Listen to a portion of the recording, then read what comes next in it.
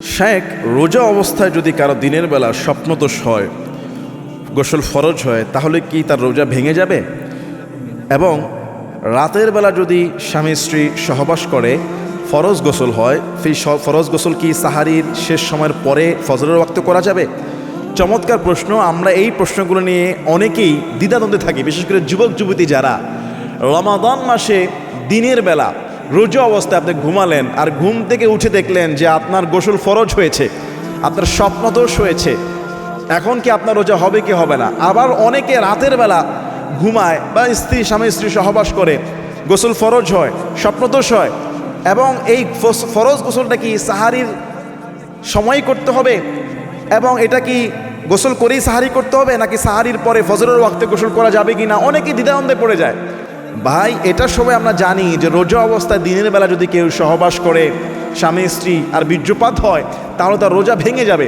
কিন্তু ঘুমন্ত অবস্থায় যদি তার বীর্যপাত হয়ে যায় তাহলে তার হুকুম কি? দেখেন, যে ব্যক্তি ঘুমিয়ে যায় 3 ব্যক্তির উপর থেকে আল্লাহর কলম উঠে গিয়েছে, তাদের হিসাব নিকাশ হয় না। ঘুমন্ত ব্যক্তি, পাগল, শিশু। ঘুমের ভিতরে আল্লাহ না করুক আপনি যদি কাউকে খুনও করে ফেলেন ঘুমের ভিতরে, এটার কোনো জবাবদিহি করতে হবে না। তবে এটা একটা খারাপ স্বপ্ন, স্বপ্ন দোষ হওয়া এটা একটা খারাপ স্বপ্ন। আপনি আল্লাহর কাছে আশ্রয় চাইবেন। ঘুম থেকে উঠে দেখলেন যে আপনার স্বপ্ন দোষ হয়েছে, বীর্যপাত হয়েছে, গোসল ফরজ হয়েছে, আপনার রোজার কোনো ক্ষতি হবে না। এটা অনিচ্ছাকৃত, এটা আপনি জানেন না। ঘুমের ভিতরে আপনার উপর আপনার কন্ট্রোল নাই।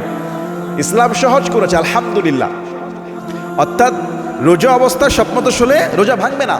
এবং রাতের বেলা যদি স্বপ্নদোষ হয় কিংবা স্বামী স্ত্রী সহবাস করে ফরজ গোসল, এইটা আপনি দিনের বেলাও করতে পারেন। অর্থাৎ দিনের বেলা বলতে ফজরের ওয়াক্তে, সাহারির সময় শেষ হয়ে গেল, আপনি উঠে সাহারি করলেন, শরীর নাপাক, সাহারির সময় শেষ, ফজরের ওয়াক্ত হয়েছে।